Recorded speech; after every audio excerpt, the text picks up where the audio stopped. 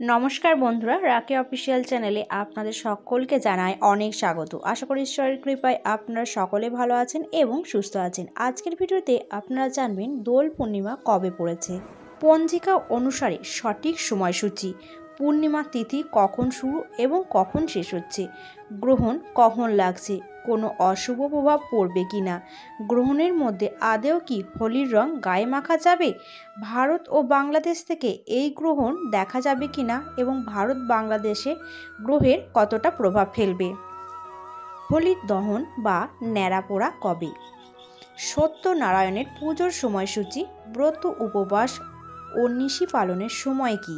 চলুন বন্ধুরা, সমস্ত কিছুই জানবো আজকে এই ভিডিওটির মাধ্যমে।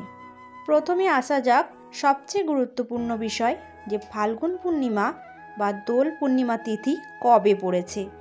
আগামী 14ই মার্চ শুক্রবার পড়েছে দোল পূর্ণিমা। পূর্ণিমা তিথি শুরু হচ্ছে 13ই মার্চ 2025, 28শে ফাল্গুন বৃহস্পতিবার সকাল 10:22 থেকে। পূর্ণিমা তিথি সমাপ্ত হবে 14ই মার্চ 2025, 29শে ফাল্গুন শুক্রবার সকাল 11:34। অর্থাৎ এই পরিস্থিতি 13ই মার্চ থেকে দোল পূর্ণিমা তিথি শুরু হলেও 14ই মার্চ উদয়া তিথি অনুসারে দোল পূর্ণিমা তিথি পালিত হবে। ওই দিনই বসন্ত উৎসব বা হোলি পালন করা হবে। ন্যাড়াপোড়া কবে? 13ই মার্চ সন্ধ্যা 7:15 শুভ সময় রয়েছে। উদয়া তিথি অনুসারে যেহেতু 14ই মার্চ পূর্ণিমা তিথি থাকছে, তাই 14ই মার্চ সকাল 11টা পর্যন্ত আপনার তো পূর্ণিমা তিথির পূজা করতে পারবেন। তবে সত্যনারায়ণ পুজোর সময়সূচি রয়েছে পঞ্জিকা অনুসারে 13ই মার্চ 2025 বৃহস্পতিবার। প্রদোষকাল 5:39 থেকে রাত্রি 7:15 মধ্যে।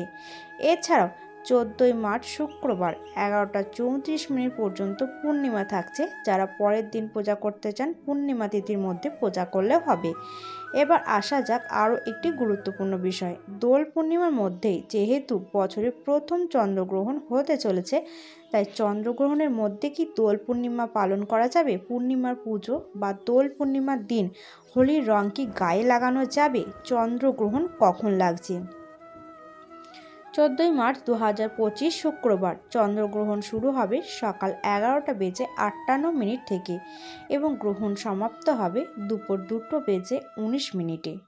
অর্থাৎ গ্রহণের স্থিতি রয়েছে 3 ঘন্টা। তবে ভারতীয় সময় অনুযায়ী যেহেতু সকালে গ্রহণ লাগছে, সেই জন্য চন্দ্রগ্রহণ দেখা যাবে না বা গ্রহণের কোনো কুপ্রভাব ভারত বা বাংলাদেশে পড়বে না। তাই হোলি উৎসব বা দোল পূর্ণিমা পালন করা যাবে। বছরের প্রথম চন্দ্রগ্রহণ ভারতে দেখা না গেলেও উত্তর ও দক্ষিণ আমেরিকা, ইউরোপ, অস্ট্রেলিয়া, এশিয়া ও আফ্রিকার বিভিন্ন অঞ্চলে দৃশ্যমান হবে। তো বন্ধুরা, আজকের ভিডিওটি এখানেই শেষ করছি। খুব তাড়াতাড়ি নতুন কোনো ভিডিও নিয়ে আসবো। সে সমস্ত ভিডিও দেখার জন্য অবশ্যই চ্যানেলটিকে সাবস্ক্রাইব করবেন, আর ভিডিওটি ভালো লাগলে অবশ্যই একটি লাইক করবেন এবং চ্যানেলটিকে সাবস্ক্রাইব করবেন, নোটিফিকেশান বেল আইকনটি অন করে রাখবেন এরকম আরও নতুন নতুন ভিডিও দেখার জন্য। আর কমেন্টে জানাবেন কোনো ভুল ত্রুটি হয়ে থাকলে। ধন্যবাদ। শুভ দোল পূর্ণিমা।